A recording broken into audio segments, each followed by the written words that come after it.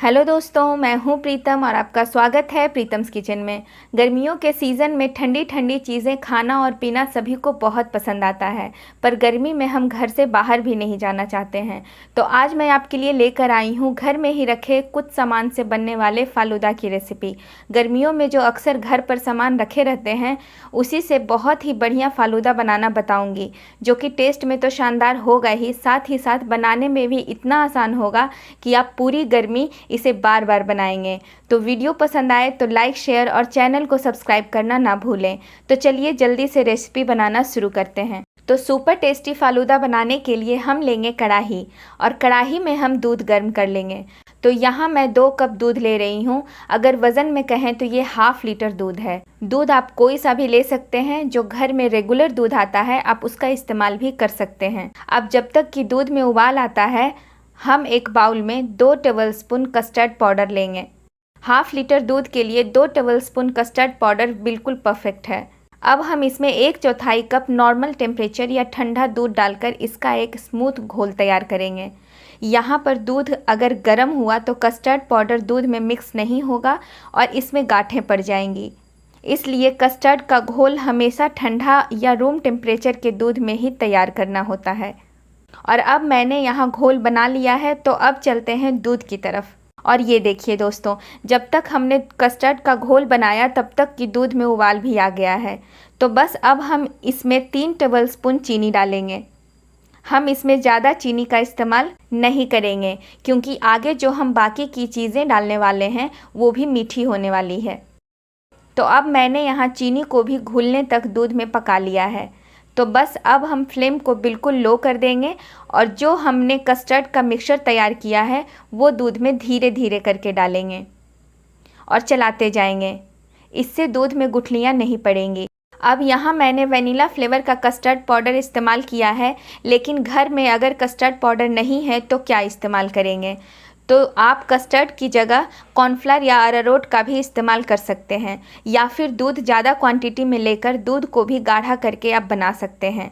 और अगर आपके पास कोई दूसरे फ्लेवर का कस्टर्ड पाउडर है तो उसका भी इस्तेमाल कर सकते हैं।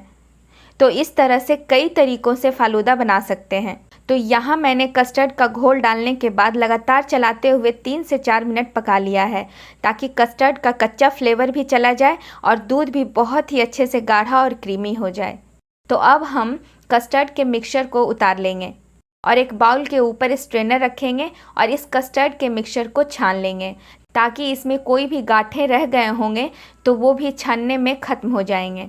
अब मैं स्पैचुला की मदद से इसे दबाते हुए स्ट्रेन कर लूँगी और ये देखिए, इसमें जितनी भी गुठलियाँ रह गई थी वो ऊपर छन गई हैं और हमारा बहुत ही स्मूथ सा कस्टर्ड का मिक्सचर तैयार हो गया है।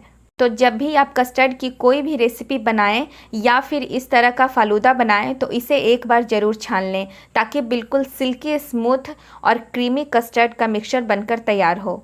और अब हम इसे ठंडा करने के लिए फ्रीज़ में रखेंगे, और अगर आपको ज़्यादा जल्दी है तो 20 से 25 मिनट के लिए आप फ्रीज़र में भी रख सकते हैं। तो जब तक कि कस्टर्ड ठंडा होता है, हम साइड में एक बाउल में सब्जा के बीज को फुला लेंगे। तो यहाँ मैंने 2 टेबलस्पून सब्जा के बीज लिए हैं और इसमें 1 कप पानी डालेंगे और इसे मिक्स कर लेंगे। सब्जा के बीज फालूदा का टेस्ट तो बढ़ाते ही हैं, साथ ही साथ इसके हेल्थ बेनिफिट्स भी बहुत सारे हैं। तो गर्मियों में सब्जा के बीज ज़रूर इस्तेमाल करें। और देखिए, जैसे ही मैंने इसमें पानी डाला ये तुरंत ही फूलना शुरू हो गया। तो ये 15 से 20 मिनट में बहुत ही अच्छे से फूलकर तैयार हो जाते हैं। तो अब हम इन्हें साइड में रखेंगे और तब तक हम गैस पर फिर से एक कढ़ाई चढ़ाएंगे और इसमें 2 टेबलस्पून घी डालेंगे। वैसे तो फालूदा में जो सेवइयाँ इस्तेमाल होती हैं वो अरारोट को पकाकर बनाई जाती हैं, पर आज मैं घर में पड़ी सेवइयाँ जो होती हैं उनका इस्तेमाल करके फालूदा बनाना बताऊँगी। तो ये मैं वर्मिसेली की सेवइयाँ ½ कप ले रही हूँ। और यकीन मानिए दोस्तों, आप इन सेवइयों का इस्तेमाल करके फालूदा बनाएंगे तो आपको टेस्ट से कोई कंप्रोमाइज़ नहीं करना पड़ेगा। पर क्योंकि ये सेवइयाँ कच्ची होती हैं तो बस लो फ्लेम पर इसे हम हल्का सा घी में भून लेंगे। हमें सेवइयों का कलर चेंज नहीं करना है, बस जब ये वाइट जैसे दिखने लगेंगे तब तक हम इसे रोस्ट करेंगे। और ये देखिए, यहाँ सेवइयाँ जो हैं हल्की सी रोस्ट हो गई हैं। अब इसकी कुकिंग प्रोसेस को रोकने के लिए हम इसमें 1 कप पानी डाल देंगे, ताकि इसका कलर ना चेंज हो। अब इसमें जब तक कि उबाल नहीं आ जाता है तब तक हम इसे पका लेंगे। इस तरह से पकाने से सेवइयाँ अच्छे से फूल भी जाएंगी और सॉफ्ट भी हो जाएंगी। और जब इसमें उबाल आ जाएगा तब हम फ्लेम को बंद कर देंगे और इसे हम एक बाउल में ट्रांसफ़र कर लेंगे। तो अभी तो हम इसे यूं ही गर्म पानी में ही 10 मिनट के लिए छोड़ देंगे और जब सेवइयाँ सॉफ्ट हो जाएंगी तब हम इन्हें ठंडे पानी में ट्रांसफ़र कर देंगे, जिससे कि ये ठंडी हो जाएंगी। और अब यहाँ सारी तैयारी हमारी हो चुकी है।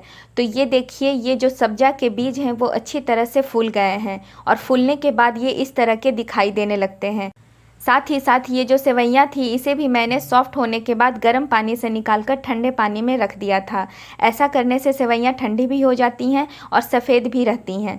और ये जो कस्टर्ड था इसे मैंने फ्रिज की जगह फ्रीज़र में रख दिया था, जिससे ये जल्दी से ठंडा हो गया है। और फ्रीज़र से निकालने के बाद इसे थोड़ा विस्क कर लें, क्योंकि जब हम कस्टर्ड बनाने के बाद इसे ठंडा करते हैं तो ये बिल्कुल थक्के जैसा जम जाता है और जब हम इसे थोड़ा सा फेंटते हैं तो दोबारा से ये स्मूथ भी हो जाता है। तो यहाँ आप कस्टर्ड की कंसिस्टेंसी देख सकते हैं। फ़ालूदा बनाने के लिए हमें ऐसी कंसिस्टेंसी का ही कस्टर्ड चाहिए। तो अब सारी तैयारी करने के बाद हम फ़ालूदा असेंबल कर लेते हैं। और ये तैयारी करने के बाद अगर आप फ़ालूदा बाद में असेंबल करना चाहते हैं तो कर सकते हैं। तो यहाँ मैंने ये 2 कांच के ग्लास लिए हैं, बिल्कुल मार्केट स्टाइल में। और सबसे पहले हम इसमें 2 टेबलस्पून रूह अफ़ज़ा डालेंगे। आप रूह अफ़ज़ा की जगह रोज़ सिरप भी डाल सकते हैं। उसके बाद 2 टेबलस्पून सब्जा के बीज डालेंगे। सब्जा के बीज गर्मियों में बहुत ही फ़ायदेमंद होता है, तो आप फ़ालूदा में जितना पसंद हो आप उसे डाल सकते हैं। और अब हम इस पर 2 से 3 टेबलस्पून सेवइयाँ डालेंगे। वैसे तो आप अपने मन मुताबिक सभी चीज़ों का इस्तेमाल कर सकते हैं और आपको जिस तरह से पसंद हो इसे असेंबल भी कर सकते हैं। अब हम इस पर ये कस्टर्ड का मिक्सचर ऐड करेंगे। तो इस तरह से इन सारी चीज़ों के लेयर बनाते जाएंगे तो ये दिखने में भी अच्छा लगेगा और खाने में भी बहुत ही अच्छा लगेगा। अब इस पर दोबारा से सब्जा के बीज ऐड करेंगे। उसके बाद हम इस पर कुछ ड्राई फ्रूट्स को मोटे मोटे टुकड़ों में काट कर डालेंगे, जिससे कि फ़ालूदा खाते समय नट्स के टुकड़े मुंह में आएंगे तो फ़ालूदा खाने का मज़ा और भी बढ़ जाएगा। और थोड़े से पिस्ता को पाउडर बनाकर ऐड करेंगे। तो यहाँ ड्राई फ्रूट्स ऐड करना पूरी तरह से ऑप्शनल है। और अब फिर से रूह अफ़ज़ा या रोज़ सिरप डालेंगे, या फिर आपके पास अगर दूसरा फ्लेवर है तो आप उसका इस्तेमाल भी कर सकते हैं। अब मैंने सेवई और कस्टर्ड की दूसरी लेयर भी तैयार कर दिया है और अब इस पर मैंने केसर पिस्ता आइसक्रीम डाला है।